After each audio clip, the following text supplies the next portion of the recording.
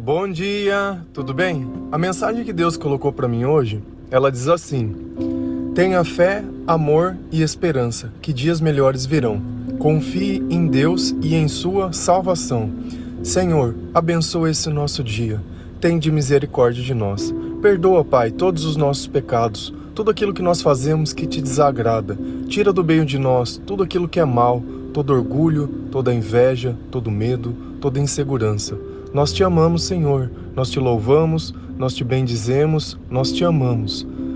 Envia, Senhor, o seu Espírito Santo para perto de nós, para que tudo possa ser renovado, para que tudo possa ser transformado. Abre os nossos ouvidos e o nosso coração. Tenha fé, amor e esperança. Não adianta a gente dizer apenas que acredita em Deus, porque se não tiver nenhum tipo de ação, é apenas a nossa razão querendo convencer a nossa emoção que aquilo que nós fazemos é direito. Só que eu preciso olhar na minha vida e ver mudança. Não adianta eu dizer que acredito em Deus e todos os dias, muitas vezes eu choro pelas mesmas coisas. A partir do instante que Deus me cura, eu estou curado. A partir do instante que o cego for curado, ele continuou vendo, ele não era mais cego. E assim todas as pessoas que Jesus passou na vida, quando elas receberam a cura, elas deixaram de ser os mesmos. Não apenas elas, mas seus familiares e o lugar que elas estavam inseridas. Muitas vezes, logo após essa conversão ou logo após essa mudança, vem a desconfiança de todos à sua volta. Por quê? Porque muitos estavam acostumados a te ver derrotado. Muitos estavam acostumados a ver, de repente, você frágil. E daqui um pouco você está forte, daqui um pouco você não chora mais, daqui um pouco você deixa de se importar com as coisas que não têm mais valor. Por quê? Porque você mudou o lugar da sua esperança, você mudou o lugar dos teus sonhos, você começou a acreditar em coisas que antes você não acreditava de uma forma totalmente diferente da forma que você fazia. E isso começa na sua vida a construir uma nova vida. Vida essa que não tem mais nada a ver com aquela outra vida, uma vida de dependência, uma vida de escravidão, uma vida onde tudo te dominava, uma vida onde você achava que tudo era necessário. Agora você sabe que caminhar na luz pouco importa pra gente onde anda, porque enquanto tiver luz a gente sabe que Deus está perto. E é muito melhor saber para onde a gente anda do que poder ir para qualquer lugar no meio de trevas. Quantas vezes você não teve toda a sua liberdade? E quantas vezes com toda a liberdade do mundo você não foi feliz? E quantas vezes você não fez planos e os seus planos não deram certo? Pelo simples fato de Deus não estar no meio dos seus planos. Não adianta a gente querer fazer planos sem Deus estar perto. Não é o lugar que a gente tenta, não é o lugar que a gente joga a semente, não é a terra. Quem faz crescer é Deus. Toda vez que você tentar sozinho, certamente que você vai fracassar. Algumas pessoas têm a sorte, e não passa de sorte, de uma coisa acontecer exatamente do jeito que ela imaginava que ia ser. Só que lá na frente, ela acaba perdendo todas essas coisas. Quantas vezes a gente muitas vezes não recebe um dinheiro que não estava esperando, ou não recebe algo que muitas vezes não merecia, e aquilo poderia ter sido guardado como um negócio de segurança, como algo, falou assim, olha, eu não sei como vai ser amanhã, vou deixar isso daqui como uma reserva. E ela simplesmente gasta com coisas desnecessárias. E aí no fim ela fica sem um e sem outro. E a nossa vida muitas vezes ela é exatamente desse jeito. A gente acha que a abundância ela sempre vai durar. Na natureza, se você notar, tem época que chove demais, tem época que chove de menos. Mas a água é necessária em todas as épocas. Então será que não seria sábio, no tempo de abundância, eu estocar um pouco de água, sabendo que um dia ela vai faltar, do que eu viver uma vida achando que sempre vai ter água em abundância, como se ela não fosse necessária para mim viver? Então nós temos que ter esse bom senso e esse equilíbrio sobre as coisas. O gastar, muitas vezes, ele não está relacionado à necessidade, mas está relacionado a um sentimento que nós temos. Se eu quisesse destruir a vida de uma pessoa, era só eu deixar ela sem nada. Você acha que Jesus ele vai te dar um espírito de controle ou de descontrole? Um espírito onde você vai comprar as coisas que você precisa, ou você vai comprar tudo compulsivamente? E depois, de repente, você abre o seu guarda-roupa e tá lá cheio de coisas que você não precisa, porém você deita à noite e não consegue dormir pensando em como que você vai pagar aquelas contas. Qual é o sentido disso? Ninguém te obrigou a nada. E às vezes a gente olha o mesmo caso numa pessoa que ela fuma um cigarro. Ela tá tentando parar de fumar, o cigarro ele não consegue pular na tua boca, te amarrar as tuas mãos e dizer acender sozinho. Não, é uma escolha que nós fazemos consciente, só que parece que aquilo nos domina, nos aprisiona. Percebe que essas são as amarras que muitas vezes o pecado faz em nós, que nós temos uma vontade de fazer o bem, de fazer o certo, mas no fim a gente não consegue fazer. E para que esse estágio ele consiga passar, nós precisamos ter fé que Deus pode mudar a nossa vida. Nós temos que ter amor. E o que é o amor? O amor é aquilo que nos faz parar de procurar um culpado e sim procurar um motivo para perdoar. E o que é a esperança? A esperança é que a gente sabe que esse estado que nós estamos hoje, amanhã não vai ser os mesmos. Que esses dias melhores, eles virão. E não que os dias de amanhã serão melhores que os dias de hoje. Porém, uma nova pessoa, mais forte, mais capaz e mais confiante vai estar enfrentando esses dias. Vamos imaginar que você está tentando erguer algo muito pesado e você é uma pessoa que não tem muita força. Você, de repente, uma outra pessoa ajuda, você consegue passar. Vamos imaginar que você começa a fazer uma academia, começa a se cuidar melhor, começa a comer melhor e acaba ganhando muita massa. Aquela mesma caixa que antes era muito pesada, agora você pega com tranquilidade. Por quê? Porque você está mais capaz. E espiritualmente, nós fazemos isso com a nossa alma. Quando nós oramos, quando nós louvamos, quando nós agradecemos, quando nós buscamos a Deus. A nossa alma, por muito tempo, quando a gente não pratica exercícios espirituais, ela se torna fraca, magrinha, coitada. E ela não tem motivo para ser forte porque ela não é alimentada. A gente alimenta apenas a parte intelectual nossa. Por isso que muitas vezes você lê sobre budismo, você lê sobre... não sei como poderia definir, tipo coaching, essas coisas motivacionais, né? Para o teu entendimento intelectual, parece que é excelente, só que não traz mudança de vida. Isso a gente não consegue mudar nada. Se a gente perceber essas outras religiões que tem, quando uma pessoa está doente, elas só recorrem a Deus. Eu nunca vi ninguém pedindo para orar para Buda, nunca vi ninguém pedindo para orar para uma outra religião, para um outro Deus, para um outro nada. É Jesus que é quem cura. Então você percebe que quando a coisa fica séria mesmo, todo mundo acaba se dobrando o joelho para Deus. Enquanto está naquele termo, do meio termo, que ainda eu vou seguindo, que ainda eu vou fazendo, porque essa coisa de ficar só sentindo bem enquanto se pratica algo, mas a partir do instante que eu saio daquela prática e começo a viver, eu não consigo viver com outras pessoas.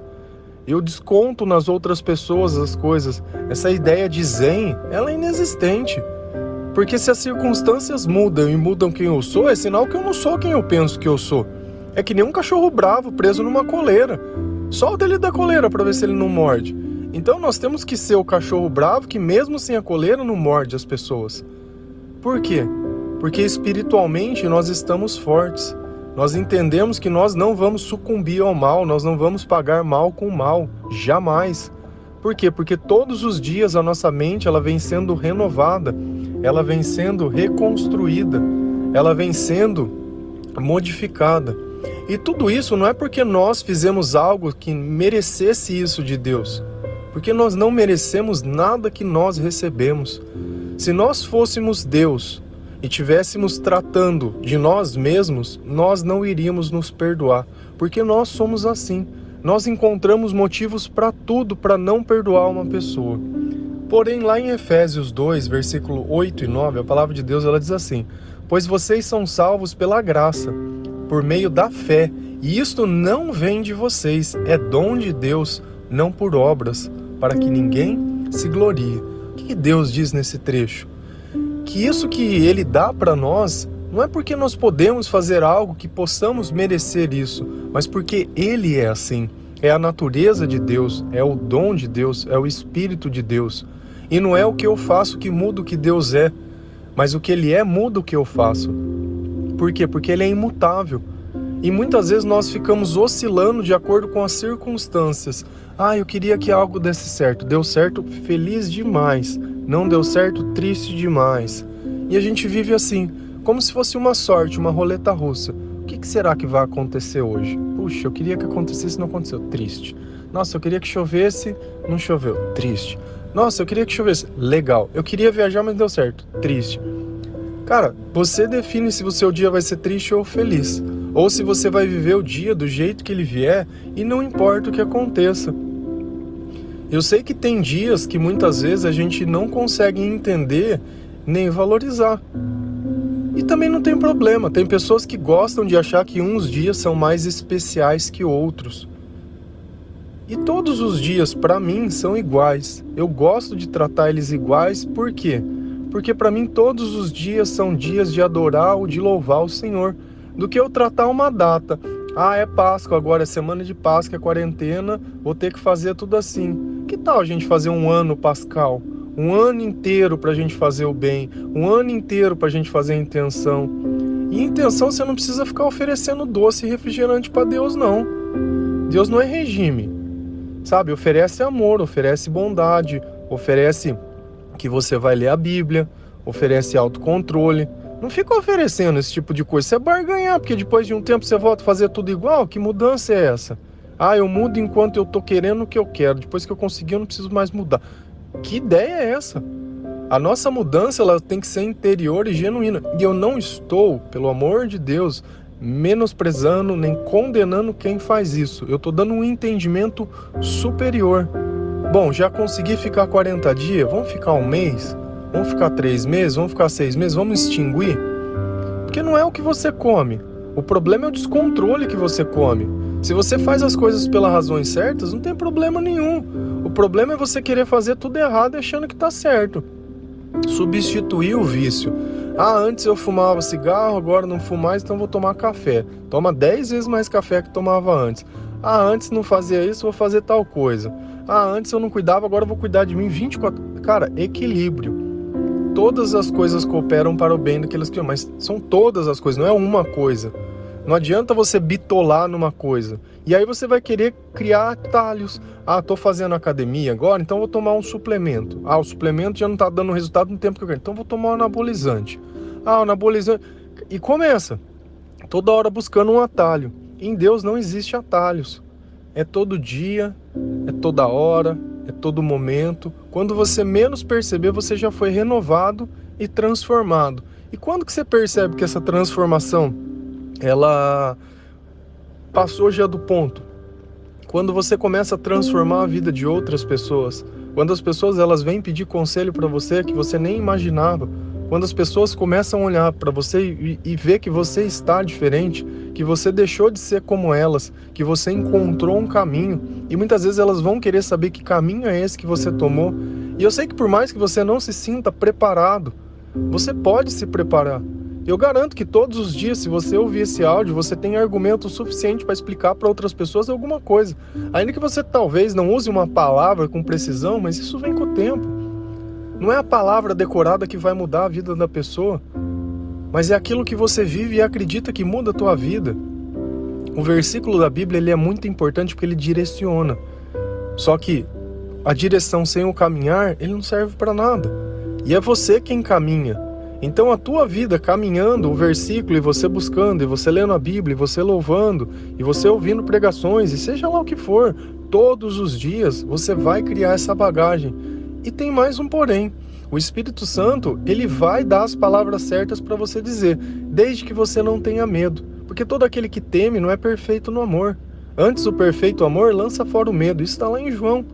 Olha que coisa interessante. Então todos esses sentimentos ruins e tudo aquilo que não vem de Deus, ele vai saindo de dentro do nosso coração e uma nova esperança ela vem se criando. Por quê? Porque o Espírito Santo está em nós. E quanto mais nós alimentamos, mais forte nós ficamos, menos as coisas têm importância. Não que nós deixamos de amar as pessoas, mas nós colocamos em Deus em primeiro lugar da nossa vida. Colocamos nós com amor e depois vem as outras pessoas. E tudo muito bem, tudo muito legal. E ainda que tudo mude, eu continuarei confiando. E ainda que eu viva planos que eu não imaginei, ainda continuarei confiando. E ainda que as pessoas me decepcionem, eu continuarei amando. E ainda que tudo não saia como eu quero, eu continuarei acreditando, continuarei tendo fé. Porque eu não sei, não adianta eu querer definir como vai ser. Nós já tivemos tempo demais para viver do nosso jeito e não deu certo. A resposta é uma só: não dá certo. Então, para que insistir nos mesmos erros, nas mesmas coisas, nas mesmas tentativas? Hoje você pode estar no chão, não tem problema. Deus não convive com ninguém no chão. Ele levanta as pessoas no chão, Ele ensina a caminhar, Ele ensina a perdoar, Ele ensina a fazer todas as coisas. Então não é porque você já não tem mais motivos que novos motivos não possam vir. É muito mais fácil a gente começar uma vida sem motivos do que quando tem todos os motivos para abandonar aquilo que a gente tem. Que foi o paradigma do jovem rico. Olha, doa tudo que você tem. Ah não, mas eu tenho muitas coisas, eu não quero. É muito mais fácil do que se Deus pedisse para alguém que não tem nada. Olha, me siga. Ah, não tenho nada a perder, vamos embora. É exatamente isso. Muitas vezes quando a gente tem tudo, mas vive como se não tivesse nada, é muito mais difícil abrir mão disso. Só que a vida que Deus oferece é a vida verdadeira. É uma vida que a gente vive com prazer, com dignidade. Dignidade. E a salvação? A salvação é a certeza da eternidade. Para a gente ir para o inferno não precisa ter fé em nada. Tudo bem que hoje você não acredita, não tem problema nenhum. Imagina que quando Deus te chamar, olha, esse tinha fé? Não, não tinha, então pode pôr ele na segunda fila. Aí você chega lá no inferno e fala, opa, existe? É, existe. Ixi, eu achei que não existisse. É, realmente, prazer, vem aqui, diabo. Você entende? Cara, Deus não pede nada demais, só faz bem pra todo mundo, só fala sobre amor e eu não entendo qual é a rejeição sobre isso. Sinceramente, não consigo entender. Eu desejo que Deus toque o coração de você com essa mensagem. Se você se sentir tocado a compartilhar com outras pessoas a mensagem de Deus que tem transformado a sua vida, faça isso, ajude a transformar a vida de outras pessoas, tá? Que Deus te abençoe, te guarde, que Deus te console. Deus te ama. Amém? Um bom dia.